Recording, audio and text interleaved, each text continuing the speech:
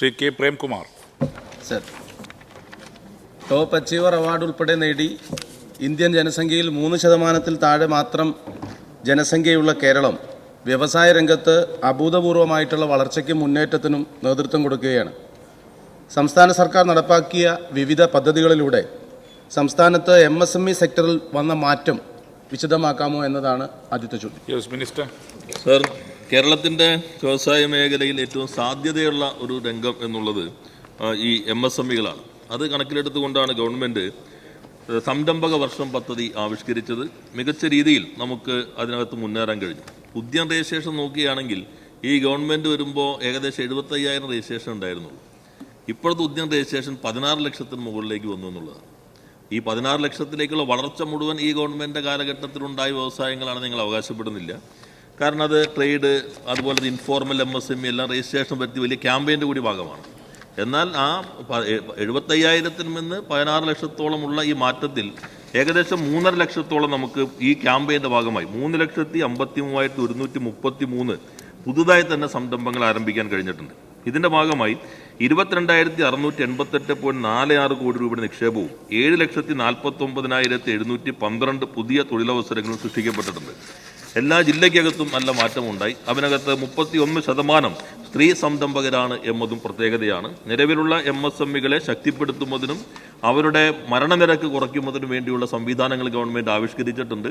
അതിൻ്റെ ഭാഗമായി എല്ലാ ജില്ലകളിലും MSME ക്ലിനിക്കുകൾ ആരംഭിച്ചിട്ടുണ്ട്. ഏതെങ്കിലും തരത്തിലുള്ള ബുദ്ധിമുട്ട്, സാമ്പത്തികമോ മാർക്കറ്റിങ്ങിൻ്റെയോ ടെക്നോളജിയുടെയോ മാനേജ്മെൻറ്റിൻ്റെയോ ബുദ്ധിമുട്ടുകൾ വന്നാൽ ഈ ക്ലിനിക്കിൽ പോയി ആവശ്യമായ അഡ്വൈസ് തേടാം. അതിനകത്ത് എക്സ്പെർട്സ് ഉണ്ട്, ഇൻസ്റ്റിറ്റ്യൂഷൻസ് ഉണ്ട്.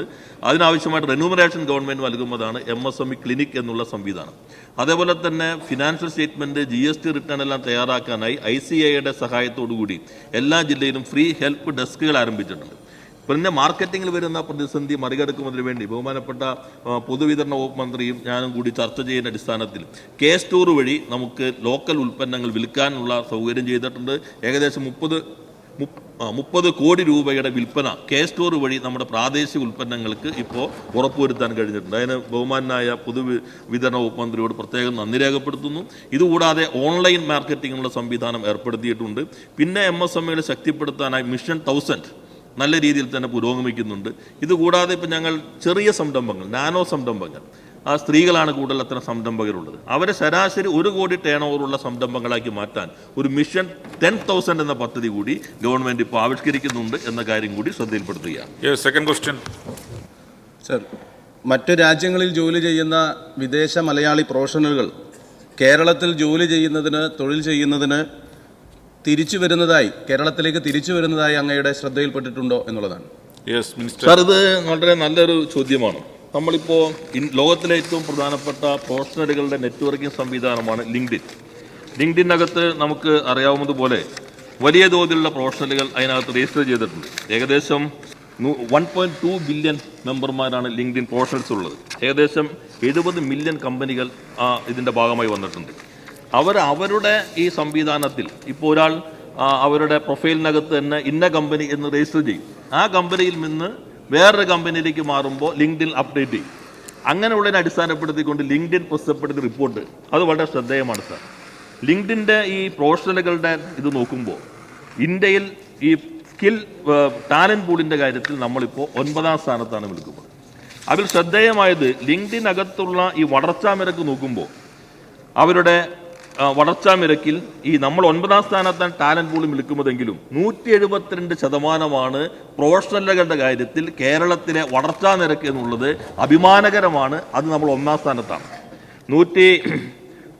ഗുജറാത്താണെങ്കിൽ 114%, ഉത്തർപ്രദേശ് 134%, മഹാരാഷ്ട്ര 101%, കർണാടക 92%, തെലങ്കാന 132% ഗ്രോത്ത് റേറ്റ്.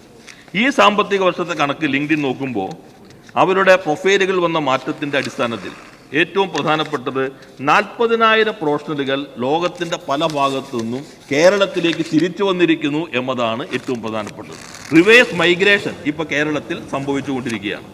അതിനകത്ത് യുണൈറ്റഡ് അറബ് എമിറേറ്റ്സിൽ നിന്ന് 9,800 പേർ, സൗദി അറേബ്യയിൽ നിന്ന് 1,600 പേർ, യുണൈറ്റഡ് കിങ്ഡം 1,600 പേർ, അമേരിക്കയിൽ നിന്ന് തന്നെ 1,200 പ്രൊഫഷണലുകൾ അമേരിക്കയിൽ ജോലി ചെയ്തവർ ഇപ്പോൾ കേരളത്തിലെ കമ്പനികളിലേക്ക് മാറിയിരിക്കുന്നതായിട്ടാണ് ലിങ്ക്ഡിൻ റിപ്പോർട്ട് പറയുന്നത്. കർണാടകയിലും ഇന്ന് 7700 പേർ. അപ്പോൾ നല്ല രീതിയിൽ നമ്മുടെ നാട്ടിലേക്ക് റിവേഴ്സ് മൈഗ്രേഷൻ നടന്നുകൊണ്ടിരിക്കുന്നു. അതിൽ ഞാൻ നോക്കുമ്പോൾ ശ്രദ്ധേയമായൊരു കാര്യം, ഇങ്ങനെ വരുന്നവരുടെ മൂന്നാമതായി അവർ തിരഞ്ഞെടുക്കുന്നത് ഓൺട്രപ്രണർഷിപ്പാണ്, പുതിയ സംരംഭങ്ങൾ ആരംഭിക്കാൻ. അവിടെ പ്രൊഫഷണലുകളായിരുന്ന ആളുകൾ കേരളത്തിലേക്ക് മടങ്ങി വരുമ്പോൾ സംരംഭങ്ങൾ ആരംഭിക്കുന്നതിന് വേണ്ടി അവർ തയ്യാറാകുന്നു എന്നതും ഇതിനകത്ത് വരുന്നുണ്ട്. എന്നാൽ യാഥാർത്ഥ്യം ഇതിനേക്കാൾ കുറേ കൂടി ഉയർന്നതായിരിക്കും. ഇപ്പം ലിങ്ക്ഡിനകത്ത് അംഗങ്ങളായിട്ടുള്ളവരുടെ പ്രൊഫൈലിൽ വന്നിട്ടുള്ള മാറ്റത്തെ അടിസ്ഥാനപ്പെടുത്തിക്കൊണ്ടുള്ള കണക്കാണ് സാർ. എന്നാൽ ഇതിലില്ലാത്ത മെമ്പർമാർ കൂടി നോക്കുമ്പോൾ കേരളത്തിലേക്കുള്ള ഒരു ഒഴുക്കുണ്ടാകുന്നു. അത് ശക്തിപ്പെടുത്താൻ വേണ്ടിയുള്ള എല്ലാ ശ്രമങ്ങളും ഗവൺമെൻറ് നടത്തിക്കൊണ്ടിരിക്കുകയാണ്.